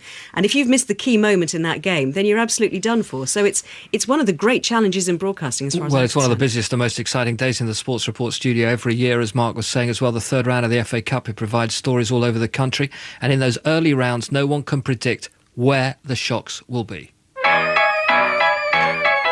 Sutton's second corner kick of this second half. Plays it short. The ball played back into the far post. It's there! They lead Coventry City by 2 goals to 1. As Davis plays it in and Adams is struggling. Oh, and it's a goal from Watkins.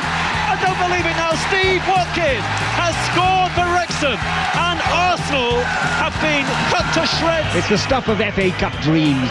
And there goes the whistle. And the Exeter supporters can hardly believe it. They've seen their team battle away, and they have their replay. Brideston heads it away. Only to Smith though. Shoots low. Oh, and Kylie's missed it. And Gillingham lead by 3 goals to 1. This could be an FA Cup shock here at the Priestfield. The referee blows for us. Spectators on the pitch here. And Manchester City, the Premiership club from just down the road, have been beaten by Oldham. Well, there's some big shocks over the years. Mark, just finally before you go, is there one that you can remember that you've sat in on, a big shock there or anything? I mean, there's a few. I mean, when you're in the chair, it's up to the boys on the ground to get it sorted. I can remember. I don't think Dagenham won in the end, but when they were a non-league team, they did fantastically well against Ipswich. I remember in the third round, who were then in the Premier League, and they drew with them at least once. And you thought at once, this is going to be up there with Hereford and Sutton United. But results like that, I mean, it's getting harder and harder, isn't it? And in a way, actually, when they get a draw now against these people, it's probably, I don't know, like a victory was over 20 years ago, because the standard, the division is so much bigger. We still get great results, don't you? Exeter City, for example, against Manchester United just recently, and they drew with them twice. Absolutely, didn't they? That's what I'm saying. The draw now sometimes is as good as the win that it used to be. I tell you what used to be hardest for me actually as a reporter on a Saturday afternoon, because I never got a big shock on third round day, but you'd be sitting there listening to the other results coming in and thinking, wow, that's a fantastic story just down the road, and actually not concentrating on the match you're supposed to be watching as well. And even though you know you're going to be down the pecking order, those are great moments. Those are the great afternoons to be part of. And of course, the BBC loves a meeting, and in those meetings before the third round, everyone used to look down and say, that looks a dodgy place to broadcast from. We'll send Tony Adamson there. And he's not there right now. Can you believe it? He's gone. He always used to sound like... Two very good stories. There you go. There he is. You're back again, Tony. Hello. Yeah, I mean, we were just saying, any problems with any microphones or getting just sorted one or two, or anything? Mark, No, but we always used to send you, didn't we? That's right. I've got very good knowledge of people like Gravesend and Northfleet and Kidderminster Harriers. And I remember going to Northwich, Victoria once, and I'd never been there before, and I was escorted to the press box by a very kind secretary, very helpful chap, very friendly.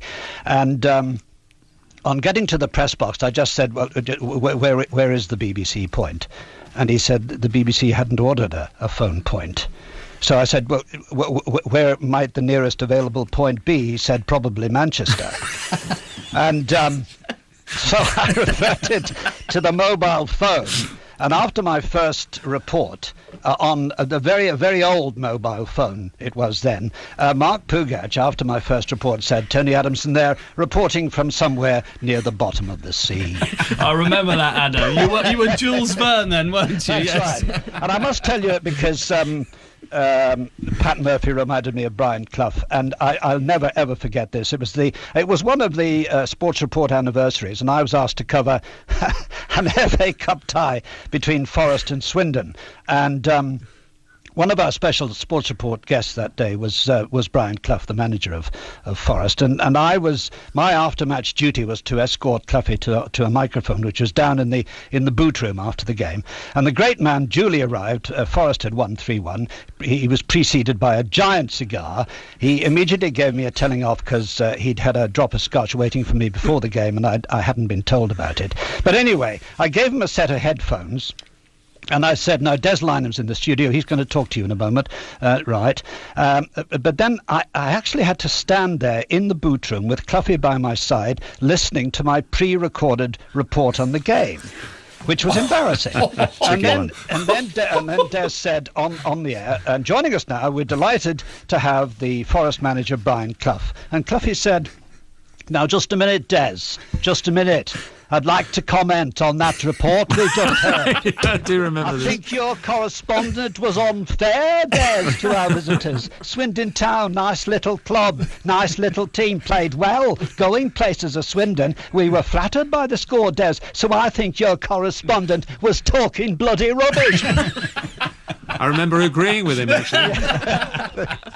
That was my only ever meeting with dear Brian. Anna, do you remember a thing called the Kubi that we used to take around to report on I matches? did. I had one that day at Northwich. It didn't Kubi work. was commentator operated outside broadcast equipment, wasn't it? And it was in a sort Absolutely. of battered old suitcase like Never you would have in the worked, Des. 30s or something, Never with all these worked. wires, and you plugged it in, and eventually a bloke from the GP, well, the post office, someone would say, "Hello." That's right. And you'd say, "Look, this is me, and I'm at the football ground." What? And you'd have this bizarre conversation with some remote figure for about 10 minutes, and he would then plug you into some engineer at Broadcasting House, and you'd have another bizarre conversation for a while. That's and right. before you got to the producer, you'd sort of sweated blood. And very often, if the press box was crowded, you found you were trying to lead your cable up somebody's trousers rather than into the actual point. Yeah. There were some very embarrassing moments at those grounds. But Can I just say that I don't suppose you've ever had the experience that I had a few years ago at the Dell, where the press box there, I don't know if you remember, it was very, very tight and narrow. I It was do long indeed and thin, remember that, and yes. our point was right at the very far end of it. Correct. And you could only just walk behind the people sitting along the benches. Yes. And I went to do a game there when I was 7 months pregnant. And Unwise. It was not wise, largely because of what happens, without being too medical about it, to your bladder when you're pregnant. Yes. So actually trying to get out at half-time to go to the loo in this match with all these old boys on the south coast who felt that women in the press box was just the ultimate. Yes. It was Especially the end pregnant of the world ones. for them. Pregnant women in the press box. It was not a memorable afternoon for me, I have to say. Anna, it's great to talk to you again. Nice to talk to you, Mark. No, you're staying actually with us till 10. Oh, I am understand. I? Apparently I was getting rid of you, but We've been trying for years to get rid of you, Anna. I know. Can I just ask you? I know. I think it was Jim Rosenthal who was a past presenter of Sports Report, but I had one very embarrassing moment. I remember. Do you remember Don Mosey, who used to do cricket? Yeah, very much so. And I can remember on Sports Report once saying that it was time now to return to the Roses match at Old Trafford, where they've resumed after lunch. When I'll never forget this. I said Yorkshire were 253 for 2 in their first innings, boycott 112 not out. The latest news comes from Don Mosey, and Mosey said, "They're still at lunch. That is still the situation. Back to you." What do you say? You don't have to say anything more than Moving that. swiftly on. That's Tony Adamson, and laughing in the background, Mark Pougatch, Des Lynam, James Alexander-Gordon and Eleanor Oldroyd. I'm Mark Saggers. I'm just going to tell you about what's an exciting weekend of the football season to come, the third round of the FA Cup, of course. Now, it starts tomorrow night here. Our big third round preview show features Stan Collymore live with the Chasetown team on the eve of the biggest game in their history. Mark Pougatch, of course, with Stan at Chasetown ahead of full commentary from their tie against Cardiff at 1 o'clock on the Saturday. And we're at the key 3 o'clock games, full commentary on Aston Villa against Manchester United 5:15, and on Sunday Eleanor Oldroyd presents coverage of 5 more ties, including 3 commentaries: Burnley Arsenal at 2, Luton Liverpool at 4, Stoke Newcastle at 6. FA Cup weekend showing just how much football has changed really over the last 15 years. Rather than just one commentary match, we've got 6 for you because of the way the games are now spread over a whole weekend. Des, you'd needed to go and lie down, wouldn't you? More than one programme a week. Absolutely. I mean, what about Brighton against Mansfield on Saturday? You're not covering that one, the big one? Well, hopefully, Mark, somewhere along the line. Well, we always will Brighton, Des, because I'm born and bred in Sussex, so I always you have a are, little, yes. I have a little soft spot for Brighton. Yeah, we have got a reporter there, I'm told, We have Des. got a reporter there, yeah. Good, excellent. And quickly may they build the stadium. Yes, I hope to live long enough to see it. Let's hear from James again. Between now and 10 o'clock, World Cup winner Will Greenwood gives us his memories. Former government spin doctor Alistair Campbell tells us the times he listened when he shouldn't. And we want more of your memories. The text message number is 85058. That's not 444, it's 55. On DAB Digital Radio, digital TV, downloads and online. This is 5 Live. 24 minutes to 10, this is 5 Live Sport. I'm Mark Saggers and Mark Clemmit. We're getting closer to that live performance of the Sports Report theme. Yes, they've been limbering up with a few cans of beer, I have to say, so it's probably just as well we're off air at 10 o'clock. Otherwise, this lot would be absolutely blathered. We'd not get the tune out of them. The Grimethorpe Colliery Band, of course, shot to fame a decade ago under the guise of the Grimley Colliery Band in the Brassed Off film. Ian, you're conducting tonight. I mean, that must have changed the whole course of the band, didn't it? That's right. The band was always popular, but it really did increase the band's popularity after the film. Yeah. Jonathan, you were there's only 2 of you in the room tonight that are actually involved in that. What was that like, getting involved with filming and all that? You know, Ewan McGregor and Pete Postlethwaite? Well, it was a fantastic experience. All the actors came down and saw us rehearse, and they were larger-than-life characters, but they sort of all watched us sort of the banter within the band and sort of learned how they were going to act it. So, yeah, it was a very good experience. And you did the soundtrack, obviously, and they just mimed along. That's right, yes, I had to teach Stephen Tompkins how to play the trombone. Did you? Yes. Right. Not very successful. The crucial question, of course, is has anybody got Tara Fitzgerald's flugelhorn? Because I wouldn't mind a blow on that. That's for certain. Ian, Out of the Blue. It's by Hubert Bath. That's what we're going to be playing. Now, the full-length version we were asking earlier. Roughly, how long does it last? It lasts roughly about 3 minutes. 3 minutes or so. Because obviously our listeners get to hear a curtailed version of it every Saturday. Right. You've got the sheet music there. Has it been part of Grimethorpe Colliery's repertoire in the past? Yes, I think the last time the band actually performed the music was in 1984 after the British Open Brass Band Championships, which the band actually won that year. Seamless. You'd almost think you'd learnt that and picked up that little tidbit there, wouldn't you? Is it a complex piece? Is it one that they look forward to? I mean, it's very sort of up-tempo and very sparky. It's quite upbeat, but as I say, it's been quite a while since the band's actually performed it until tonight. Are there any particular players in the room that are causing you concern? Perhaps 1 or 2 over there in the Cornets have had one tin too many? Yes, the Cornets are always creating problems. Right. Okay. And we've got a bit of bases coming. We've got about, 15, 16 of the 28 members of the band here tonight, so we're not doing too badly the week after Christmas? That's right. Yep. Okay. Yeah, we start our first proper band practice back a week tonight on Thursday. Every week, Monday and Thursday, you're in practising? Yeah, 7-9. Right. And of course, since the Colliery went in 1993, you changed the whole constitution of your committee and things, and you're now a charitable. So if anybody wants to see how you're getting on and make a donation or anything, that's right. If they visit the band website at www.grimethorpeband.com, and they can find out everything about the band and also where we're performing. Right. I'm going to put you lot through some stretches and things like that. You know, we'll just get you nicely limbered up, and you can come back to us, Mark, in about 13, 14 minutes time. We'll tell you when we're coming back to you. We'll tell you when we're... Well, I won't tell you, but my producer will. In about 15 minutes' time, Clem. I'm just thinking of you. I don't want you boys crashing the 10 o'clock news or anything like that. Sounds like they're limbering up already, Clem.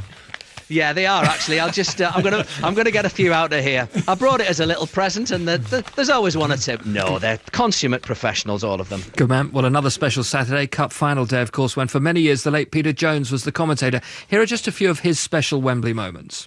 Wise takes the free kick for Wimbledon. The header comes in, and it's there, and Sanchez has scored for Wimbledon. Grobler groping nowhere at all. It's all blue now. Liverpool 0, Wimbledon 1. Dangerous moment here. It must be a goal. It's a goal. It's not a goal. It's off the upright. I have never seen anything like it. Lorimer came in. Montgomery put it against the upright, would you believe? It bounced down on the line. They had another shot. It came off Montgomery. The ball is still in play. It's no goal. It's Sunderland 1, Leeds 0. Whelan will chip it wide. Rush is there. And Rush has won the cup for Liverpool. Well, that was the great late Peter Jones. We can speak now to Peter Jones' son, Stuart, himself for many years the football correspondent at the Times. Hi, Stuart. Good evening. And, of course, a top manager, top player, top broadcaster, Jimmy Armfield. Good to talk to you, Jimmy. Hello, how are you, Mark? Oh, very well indeed. Peter, as well, you must have had many special memories of listening to your father on the radio, Stuart. Yes, of course. First, may I say that my father would be delighted to hear Jimmy back on the radio. I'd just like to say that. Yes, I mean, his voice, it's strange listening to it now, as though from the past. At first I find it disconcerting, but now it's rather comforting and reassuring. He, of course, not only had such great words and at the moment... Actually, I remember Ron Jones say to me, when I first came into this department, he said, if you ever get the chance to get along to a big match and just watch Peter Jones in action and listen to him and watch him sort of even rise as a man for the last 10 minutes of the climax of whatever event he was doing, and he was absolutely magic at that, at getting it right at the moments that mattered, which, of course, is what this game's all about. Yes, and part of it is to do with the preparation. I mean, he used to do an immense amount, and if you're ready, as he thought he was, when that first whistle went, then he was comfortable. And it just flowed from there. Everything else was spontaneous. Jimmy, what was it like working alongside him? Well, really, he was a perfectionist, really. The strength of Peter Jones, I always thought, was, first of all, his voice. You could hear every sound, every consonant. Everything was clear. He was never short of a word, and I think there was a secret behind that. Of course, he had been a schoolmaster. And the other thing was, whenever you saw Jonesy, he always had a book under his arm. He was always reading. And I think, he took the words in, and he could always provide the right words at the right moment. As we mentioned earlier in the programme about him at Hillsborough there, I remember I heard what Des was saying about him. And it's absolutely true, because I was stood alongside him then, because Alan Green, who was with us, had gone downstairs. And there was just the two of us watching the scene unveil in front of us. And I was listening to him, and it was incredible. He just had the right word for the moment.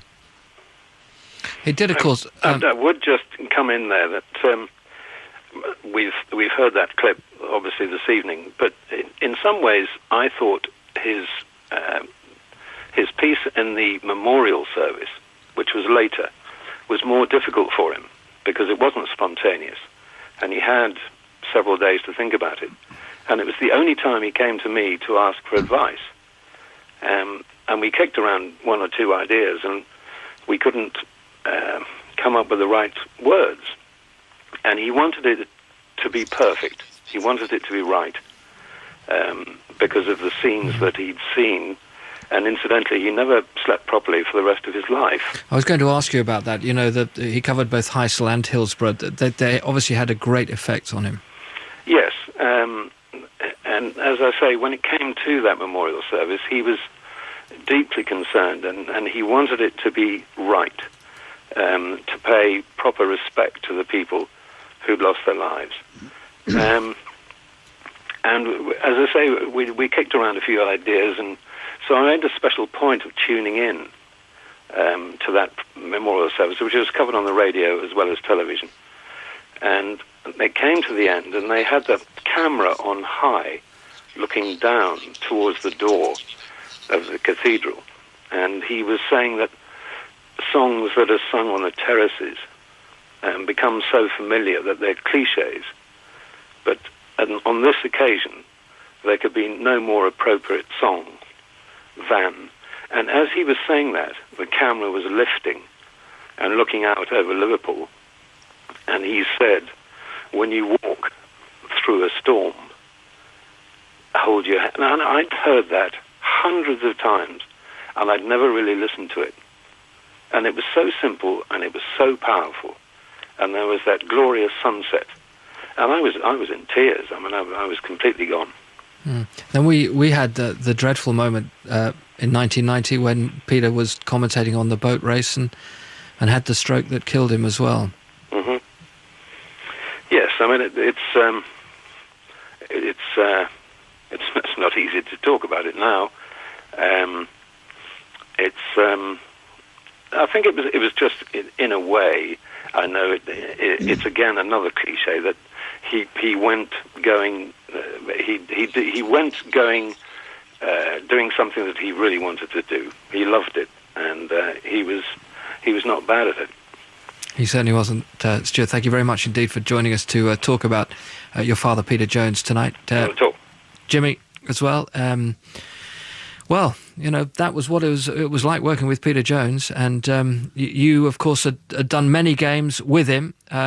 Let's put a smile back on our faces as well now, because getting out there in all weathers as an ex-professional footballer, then to broadcast on it, and having been a manager, must have been something special for you, I guess, in a way as well. Yes, it was. And, there's been one or two incredible scenarios over the years when I've thought about it, because we have to go downstairs sometimes and interview people. And in the first, few years, really, I interviewed people who had signed as players, like Peter Reid and Sam Allardyce later on, who were signed as young boys when I was a manager at Bolton. But I think the thing about it that I've really enjoyed has always been, it's been part of it. And I've never looked on myself as being a footballer coming into radio. I've never looked at it that way. I've always looked at it, as here I am to do a job, and I'm going to do the best I can. And I've never tried to... I think one or two people make an error. they forget that they've been players, or why did he do that there? Why didn't he do this? I think there's a simple side to it, to the summarising thing, really. It's a fact of, I heard Des say earlier on, you've got to be yourself on radio. You just be yourself and project yourself. Jimmy, thank you very much indeed with your thoughts on Sports Report as we celebrate 60 glorious years. Our chief football correspondent Mike Ingham has worked on Sports Report for many years as well. He presented the show for much of the 80s, and here are his memories of listening to the show too. Come on, Dad, we'll miss the start. And so we very often had to miss the finish. As engrossed as we both were in Derby County's latest mud bath, at 10-5, whatever the scoreline, it was time to pick up the little stool I'd been standing on and negotiate the labyrinth of alleyways outside the ground to reach the car for the opening of Sports Report. The roar, or more often than not derision, of the crowd would convey the result of the game we'd been watching as we hustled along, hardly needing a compass needle to trace the car, because it would be parked outside the same house in the same road every fortnight. And what a 5 o'clock ritual it then was. A mellifluous hello from Eamonn Andrews. That undulating, sometimes teasing rhythm of the results. Reports from Bill Bothwell, Geoffrey Green, words of wisdom from Matt Busby or Bill Nick, and some final crafted thoughts from J.L. Manning, Robin Marler or Bill Hicks. Of course, if you'd missed a result, there was no internet or CFAX alternative for a convoy of captive listeners heading home for the fireside. And if your car actually had a radio installed, you were indeed one of the privileged few. More often than not, it would require Olga Corbett gymnastics to position the portable in the best possible signal receiving position. Nowadays, when I see fans prematurely heading for the exit at 10-5, my heart skips a beat, and I'm back in a time warp of Jukebox Jury, Dixon of Dock Green, Ovaltine and Bed, with the Sports Report signature tune ringing in my head. That's our chief football correspondent these days, Mike Ingham. Mentioning that, Des, you picked it up, the latecomers reading of the Yes, we had the results. latecomers reading of the results towards the end, towards 6 o'clock, didn't we? As though they committed some sort of sin. The latecomers reading of it. It's a strange title for them. Tony Adamson, you're still there. Still here, yes. A bit like Sports Report, getting older by the minute. It really, I mean, it's just wonderful to hear all these memories. I mean, I go back, Mark, to, I was 8 when Sports Report started, and I can certainly remember all those early editions that there wasn't a lot to do in the hills of Donegal at that time anyway. And my mother thought it was a good thing for me, and it was. I mean, we've heard all about the voices of these great early broadcasters, Glendenning, Eamonn Andrews, John Arlott, who hasn't really got much of a mention in the programme, but has he ever been replaced? I don't think so. Alan Clark was one of the best radio football commentators I ever heard. Max Robertson, who brought me up on tennis commentating, and he was just fantastic. Henry Longhurst did a bit of golf, and like a lot of people who've been on the programme today, I spent my adolescent days being Stanley Matthews and Stan Mortensen and Milburn and Lawton, God save us, and the Bedser twins and Sterling Moss, and every time I got on my bike I was Jeff Duke. Do you remember Jeff Duke, Des? I do, certainly. You've got an imagination, by the way.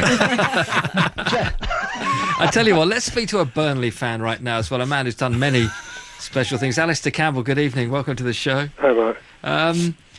For you as well, the football results, I guess, were the first main thing for Sports Report? Oh, yeah, well, it was very interesting there, just listening to Mike Ingham, because we'd never left early, because at Burnley we managed to park right next to the ground, and the thing about, the point he was making there about if you missed the results, you didn't, there was no way of finding out what they were. You didn't have mobiles, you didn't have Blackberries. I mean, these days, you tend to know the results of the main game, certainly the Premiership, as you leave the ground. They're either being announced, or you've got them on the mobile, or somebody's telling you them, or there's a Sky TV, Jeff Stelling blaring away at you as you come out of the ground, whatever it might be. Then it was like this mission, because you had to know how everybody else had got on.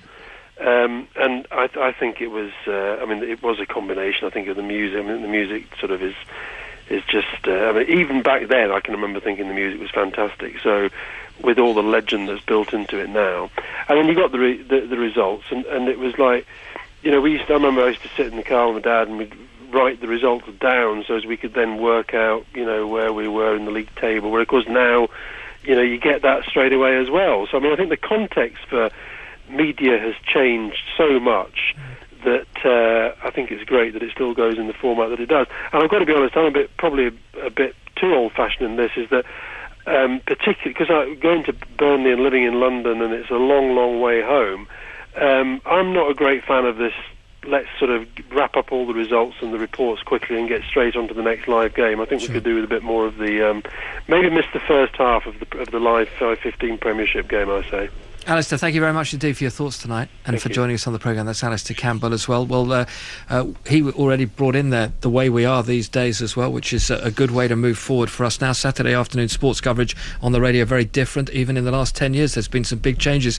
TV kick-off times have meant more commentary matches at lunchtime, at tea time, as Alistair Campbell was just saying then, not just the traditional 3 o'clock slot. And fans have more choice than ever before on TV, radio, the internet, even via their mobile phones. So 5 Live Sport and Sports Report has had to change with the times, and you can listen online now. You can hear alternative commentary matches on our digital radio sister station 5 Live Sports Extra, and every Saturday afternoon this season we've taken on the show on the road with Mark Pougatch, of course, from Rugby World Cup finals to non-league football grounds.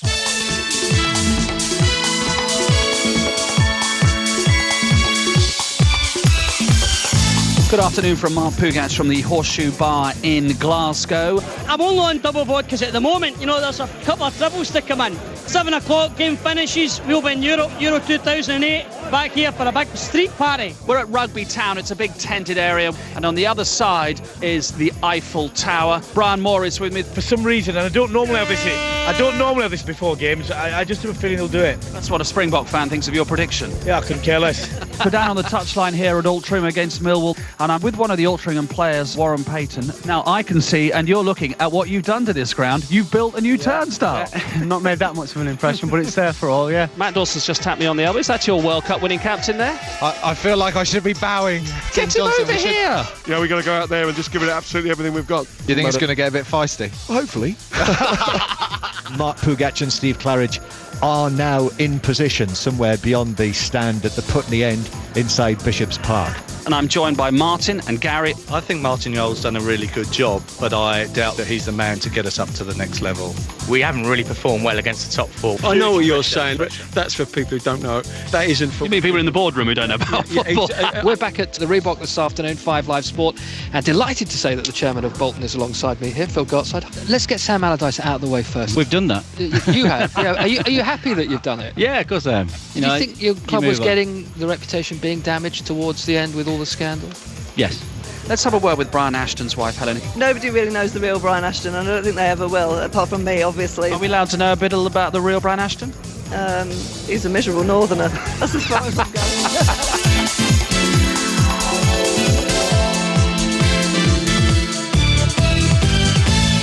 I think you say 3, 2, 1, go, don't you, Clem, at this stage? We're ready. The Sports Report theme was actually chosen by the programme's first producer, Angus Mccoy. We've mentioned him already in the programme this evening from the BBC Record Library. The curtailed version we hear every Saturday is by the Central Band of the RAF. Tonight we're going to hear it in full. Here are the reigning English National Brass Band champions with their version of Hubert Bats Out of the Blue. It's the Grimethorpe Colliery Band.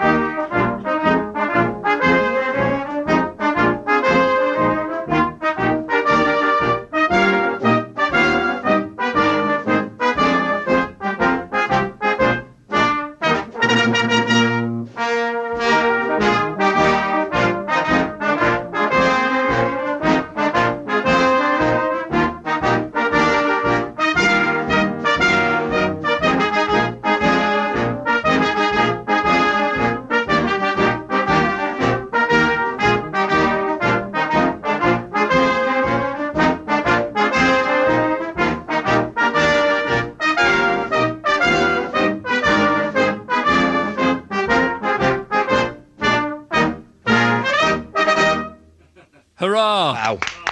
Wow. We're with our married couple, Kate and Keith. Kate, you walk down the aisle to that music. I mean, the hairs are standing up on the back of my neck. I haven't got any hairs on the back of my neck. Yeah, my heart's beating faster. I'm all aflutter. I'll tell you what. And Keith, I mean, it transcends time, this piece of music. Well, in 40 years' time, there'll be a centenary, and I hope to return to see the centenary. Fantastic. Listen, thanks for joining us tonight, you two. The Grimethorpe Colliery Band, fellas, thank you very much indeed. That was absolutely spectacular. Check them out. They're in concert in Northampton and Leeds and Manchester later on in the month. Full details on their website. And to use a phrase that probably wouldn't have been used 60 years ago. Get on with it. Mark, that was the dog's dangles. That's Mark Clemmit. Tony Adamson, you enjoyed that? Certainly did, Mark. I'm just left to say that, you know, I was introduced to sport by Sports Report. I was introduced to many fine sports people and broadcasters through the programme, and I shall be forever grateful to Sports Report. And can I just say, actually, that even though I'm the first and only woman presenter so far, lots of great women in the past. Claire McDonald was a great producer, Jill Pulsford, and Audrey Adams, who is the real unsung hero, the beating heart of the programme. Without her, there would be no classified football results. Absolutely right. And let me say, if it wasn't for Audrey Adams, we wouldn't have the presentation we have at 5 o'clock with Sports Report. She's wonderful. You're back, of course, Mark, tomorrow night, and then Saturday afternoon. FA Cup it evolves, it continues. We hope people intend to, enjoy it as much as they have, and that for me, that is up there with Match of the Day in terms of totemic sports music. Great to see you, Des. My thanks to the great Angus Mccoy for pulling me from nowhere, making me the presenter of Sports Report and starting my life off properly. No one needs to follow that. Thank you for listening. It's been a great time. We move on, of course, and we move forward. There's things like the England squad to the New Zealand that you'll hear on 5 Live at some stage tomorrow. Mark Pougatch tomorrow night. You've listened to 5 Live Sports, celebrating 60 years of Sports Report. Anita Rani is next. On DAB Digital Radio, digital TV, downloads and online. This is 5 Live.